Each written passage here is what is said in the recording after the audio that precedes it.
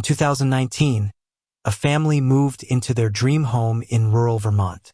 3 weeks later, they fled in the middle of the night, leaving everything behind. They never spoke about what happened inside, until now. Before we continue, subscribe and turn on notifications, because stories like this are more common than you think. The Ashford family thought they'd found paradise.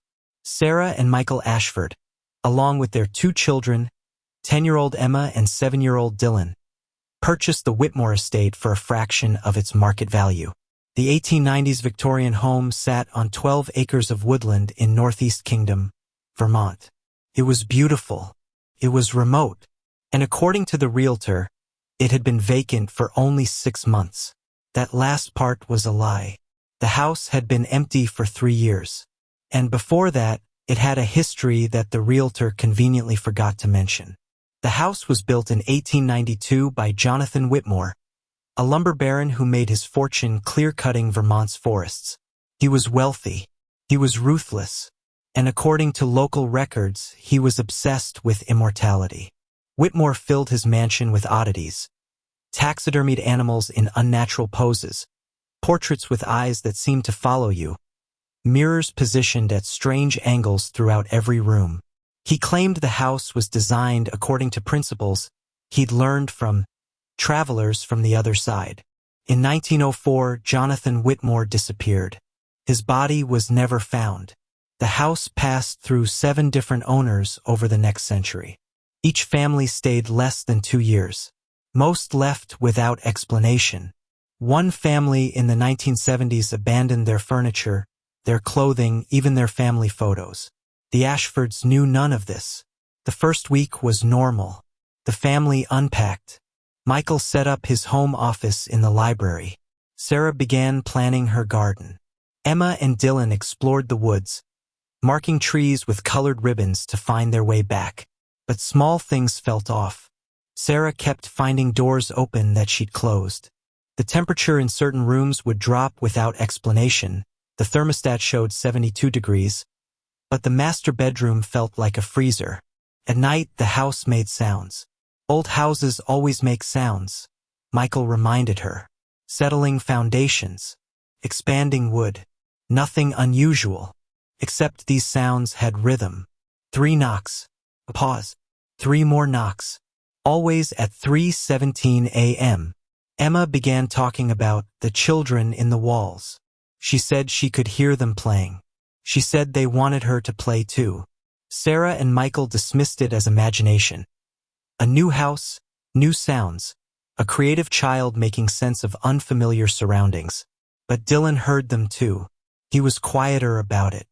He would stop mid-sentence, tilting his head, listening to something only he could perceive. When Sarah asked what he was hearing, he would just shake his head and say, "They're arguing again." The knocking grew louder. Now it came from inside the walls, from the ceiling, from underneath the floorboards. 3 knocks. Pause. 3 knocks. Always at 3:17 a.m., but now continuing for hours, moving through the house like something was traveling through the architecture itself. Michael found scratch marks inside the closets. Long, deep gouges in the wood, starting at shoulder height and dragging downward. They hadn't been there when they moved in. He was certain. Sarah's plants began dying. Every single one. Even the hardy succulents she'd placed on the kitchen windowsill turned brown and brittle overnight, as if something had drained the life from them. The mirrors became a problem. Emma refused to look at them. She said the reflections were wrong, that people in the mirrors moved differently than people in the room. Michael thought she was being dramatic until he saw it himself. He was brushing his teeth when his reflection smiled. He wasn't smiling. His reflection held the smile for 3 full seconds, then returned to matching his movements. Michael stood frozen, toothbrush hanging from his mouth, staring at his own face in the mirror. He told himself he was tired, stressed from the move, his mind playing tricks. But he removed every mirror from the 2nd floor that night. Dylan stopped sleeping. Sarah would find him standing in his doorway at night, staring down the hallway toward the master bedroom, completely motionless. When she'd touch his shoulder, he'd jerk awake, confused, with no memory of leaving his bed. He began drawing disturbing pictures. Pages and pages of the same image. A door at the end of a hallway, slightly open, with long fingers reaching around the edge. In every picture, the fingers had too many joints. Emma started having conversations with empty rooms. Sarah would hear her daughter's voice, bright and cheerful, coming from upstairs.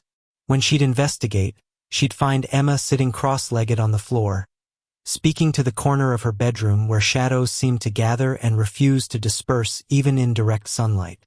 "Who are you talking to, sweetheart?" "The sad man. He says he can't leave." "He says none of them can leave." "None of who?" Emma looked at her mother with wide, innocent eyes. "The ones who tried to take the house back." The temperature continued to drop. The thermostat now read 53 degrees, but it felt colder. Their breath misted in the air. Michael called 3 different HVAC specialists. None could find anything wrong with the system. One refused to return after his first visit, mumbling something about bad energy and wrong angles. Michael found it by accident. He was measuring the library for new bookshelves when he realized the dimensions were wrong. The room was 12 feet shorter than the exterior wall suggested. There was space unaccounted for. He found the seam in the paneling that evening. A hidden door so perfectly integrated into the wall that it was nearly invisible. It opened onto a narrow staircase descending into darkness. Michael should have called someone, should have stopped. He didn't. The stairs led to a room. Not a basement, not a cellar. A room that shouldn't exist, carved into the space between the foundation and the ground floor. The walls were covered in writing, thousands upon thousands of words scratched directly into the plaster with something sharp. Names, dates, the same phrases repeated endlessly. "The house remembers. We cannot leave. IT keeps US. 3 knocks to enter. 3 knocks to claim." In the center of the room sat a chair. Just a simple wooden chair, facing a wall covered in mirrors. Dozens of them, different sizes, different ages, all arranged in a pattern that hurt to look at. The angles were wrong. The reflections multiplied and folded in on themselves impossibly. And in every reflection, standing behind the chair, Michael could see figures. Translucent, watching, waiting. He ran. Up the stairs, through the library, shouting for Sarah. He told her everything. She didn't question him, didn't ask if he was sure. The look on his face was enough. They began packing immediately, but the house had other plans. Doors wouldn't stay open. Every time they carried boxes outside, the doors would swing shut behind them, locks clicking into place. Windows refused to open. The car keys disappeared and reappeared in different locations, the freezer inside the toilet tank, buried in the sugar jar. The house was toying with them. As night fell, the knocking returned. But this time it didn't wait for 3:17 a.m. It started immediately, coming from everywhere at once, walls, ceiling, floor, inside the furniture. 3 knocks. Pause. 3 knocks. "It's claiming time," Emma said suddenly, her voice flat and emotionless. "The sad man says we accepted the invitation." "What invitation?" Sarah grabbed her daughter's shoulders. "When we slept here. When we ate here. When we said we loved it here. 3 nights. 3 meals. 3 words of acceptance." Emma's eyes had gone completely black. Michael grabbed a chair and smashed through the living room window. Glass exploded outward. He lifted Dylan through first, then Emma, screaming for Sarah to follow. But Sarah had stopped moving. She stood in the center of the room, head tilted, listening. "They're not children in the walls," she whispered. "They're previous owners. All of them. The house, it collects people, keeps them. It feeds on them until there's nothing left but echoes and reflections." "Sarah, now!" She snapped back to awareness and dove through the window. Michael followed, and they ran to the car that suddenly had keys in the ignition, ran down the driveway that seemed longer than they remembered, ran until the house was a dark shape behind them. They drove straight through the night. They didn't stop. They didn't look back. They never returned. Local authorities investigated after the Ashfords filed their report. They found nothing unusual. The hidden room Michael described didn't exist. The measurements showed no missing space. No scratched writing on the walls. No collection of mirrors. Just an ordinary library in an ordinary old house. But they did find something. Records showed that Jonathan Whitmore hadn't just disappeared in 1904. 7 members of his household staff had vanished the same night. All of their belongings were left behind. All of their families reported the same thing.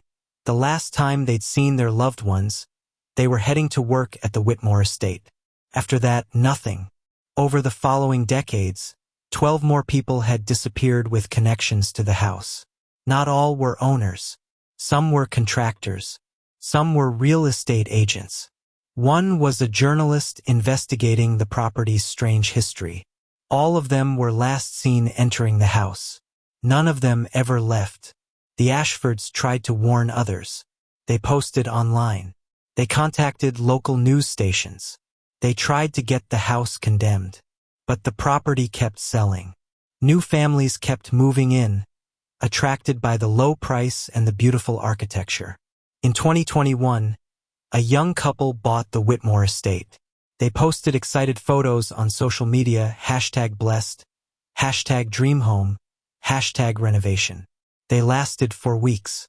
Their final post was a photo taken in the library. In the background, barely visible in the corner, was a door that shouldn't be there. The post was captioned, "Found a cool hidden feature. Anyone know what these symbols on the walls mean?" There were no more posts after that. Their families reported them missing in January 2022. The investigation found the house empty, everything left behind. Clothing, furniture, phones charging on nightstands. The car was in the garage, keys in the ignition. It was as if they'd simply vanished mid-task. The Whitmore Estate is currently listed for sale. The asking price is suspiciously low. The listing describes it as a charming Victorian home with unique architectural features and tremendous character. The photos show beautiful hardwood floors, elegant crown molding, and that distinctive library with built-in shelving and abundant natural light. If you look carefully at the listing photos, you can see something in the background of the library image. A seam in the paneling, a door that's slightly ajar. And in the darkness beyond, if you zoom in, you can just make out reflections. Faces, dozens of them, pressed against glass that shouldn't exist in a space that isn't there. They're watching, they're waiting, they're hoping someone new will accept the invitation. 3 nights, 3 meals, 3 words of acceptance, and the house will have you forever. Sarah Ashford still has nightmares. She wakes at 3:17 a.m. to the sound of knocking that isn't there. Her children refuse to discuss what they experienced. Dylan burns every drawing he makes, afraid of what his hands might create. Emma sleeps with every light in her room on, terrified of what she might see in the darkness. Michael did some research that he wishes he hadn't. The number 3 has significance in folklore. 3 knocks is how the dead request entry into the world of the living. 3 is the number of binding. 3 is the number of completion. And according to property records, every single family that's disappeared from the Whitmore Estate stayed exactly 3 weeks before vanishing. Not a day more. Not a day less. The house is waiting for its next family. Maybe it's waiting for you.